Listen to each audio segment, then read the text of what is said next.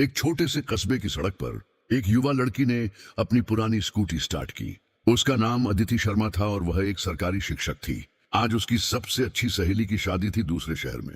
उसने साधारण सी सलवार सूट पहनी थी, न कोई गहने न कोई दिखावा, बस एक आम लड़की की तरह अपनी स्कूटी पर सफर कर रही थी। रास्ते में एक छोटा सा कस्बा पड़ा, करणपुर। वहां एक पुलिस चौकी थी। दो पुलिस वाले सड़क पर खड़े गाड़ियां रोक रहे थे और उनके बीच में एसआई रघुवीर सिंह अकड़ कर खड़ा था। उसकी नजर अदिति पर पड़ी। उसने अपनी लाठी उठाकर उसे रोकने का इशारा किया। अदिति ने स्कूटी किनारे लगा दी। कहां जा रही हो इतनी तेज? एसआई रघुवीर ने सख्त आवाज में पूछा। सर, शादी में जा रही हूं, अदिति ने शांत स्वर में जवाब दिया। एसआई ने उसे सिर से पांव तक देखा। हेलमेट क्यों नहीं पहना? और लाइसेंस दिखाओ। अदिति ने लाइसेंस निकाल कर दिखाया। सर, हेलमेट मेरे बैग में है, अभी पहन लेती हूं।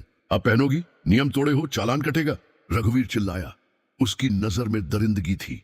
उसने पास खड़े कांस्टेबल की तरफ देखा। इसको सबक सिखाना पड़ेगा। बिना किसी चेतावनी के एसआई रघुवीर ने अदिति के हाथ से चाबियां छीन ली। बहुत बड़ी बनती है, पुलिस से इस तरह बात करती है? सर, मैंने क्या गलत किया है? अदिति ने विनम्रता से पूछा। तुम्हारी हिम्मत कैसे हुई मुझसे सवाल करने की? गुस्से में आकर रघुवीर ने अदिति को धक्का दे दिया। वह संतुलन खोकर जमीन पर गिर पड़ी। एक कांस्टेबल आगे बढ़ा। सर, इसे थाने ले चलते हैं, वहीं ठीक से समझाएंगे। अदिति का दिल धड़क रहा था, लेकिन उसने अपना आपा नहीं खोया। उसने देखना चाहा कि यह लोग कितना नीचे गिर सकते हैं। उसे जबरदस्ती उठाकर पुलिस वैन में डाल दिया गया। थाने पहुंचकर एसआई रघुवीर ने झूठा मामला दर्ज करना शुरू किया। देखो, गाड़ी बिना हेलमेट के चलाई, पुलिस अधिकारी का अपमान किया और रिश्वत देने की कोशिश की। अदिति चुपचाप खड़ी रही। थाने की गंदी दीवारों और भ्रष्ट अधिकारियों का नजारा देख रही थी। उसे एक कोने में बैठा दिया गया। तभी थाने का एक सिपाही, जवान सिपाही राजेश, जो अभी नया नया भर्ती हुआ था, उसने अदिति की ओर देखा। उसके चेहरे पर इज्जत और बेगुनाही की छाप देखकर उसका दिल पसीज गया। वह चुपचाप बाहर गया और अपने सीनियर अधिकारी डीएसपी साहब को फोन लगाया, जिनकी छवि एक ईमानदार अफसर की थी। कुछ ही देर में डीएसपी की गाड़ी थाने के सामने आकर रुकी। डीएसपी अंदर दाखिल हुए। उन्होंने एसआई रघुवीर से पूछा, ये क्या मामला है?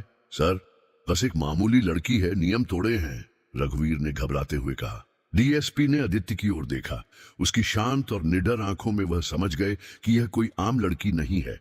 उन्होंने सीधा सवाल किया, आपका नाम क्या है? अदिति ने पहली बार मुस्कुराते हुए जवाब दिया, मैं जिला शिक्षा अधिकारी अदिति शर्मा।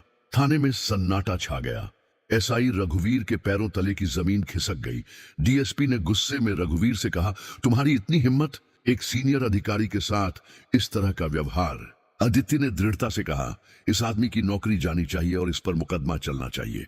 रघुवीर घबरा गया। उसने कहा, मैडम, मैं अकेला नहीं हूं, इस थाने के सब लोग जानते हैं, ऊपर तक सबकी मिली भगत है। अदिति ने डीएसपी की ओर देखा। तब तो इस पूरे थाने की सफाई होनी चाहिए। डीएसपी ने हामी भरी।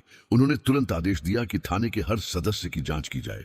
जांच में पता चला कि एसआई रघुवीर लंबे समय से ऐसे ही गलत काम कर रहा था और कई बड़े अधिकारी उसे बचाते थे। कुछ ही दिनों में एसआई रघुवीर समेत थाने के कई भ्रष्ट अधिकारियों को निलंबित कर दिया गया और उन पर मुकदमा चला। पूरे जिले में अदिति शर्मा की ईमानदारी और साहस की चर्चा होने लगी। उसने साबित कर दिया कि अगर इरादे मजबूत हों और नीयत साफ हो, तो कोई भी, चाहे वह कितना भी छोटा क्यों ना हो, बड़े से बड़े भ्रष्ट सिस्टम को हिला सकता है। कहानी का सार, मॉरल ऑफ द स्टोरी, ये कहानी सिखाती है कि साहस और ईमानदारी किसी भी ताकत से बड़ी होती है। भले ही आपके पास ताकत या अधिकार न हो, लेकिन अगर आपकी नीयत साफ है और आप सही के लिए लड़ने का साहस रखते हैं, तो आप भ्रष्टाचार और अत्याचार के खिलाफ जीत हासिल कर सकते हैं। दिखावे या हैसियत से नहीं, बल्कि चरित्र और सच्चाई से इंसान की पहचान होती है।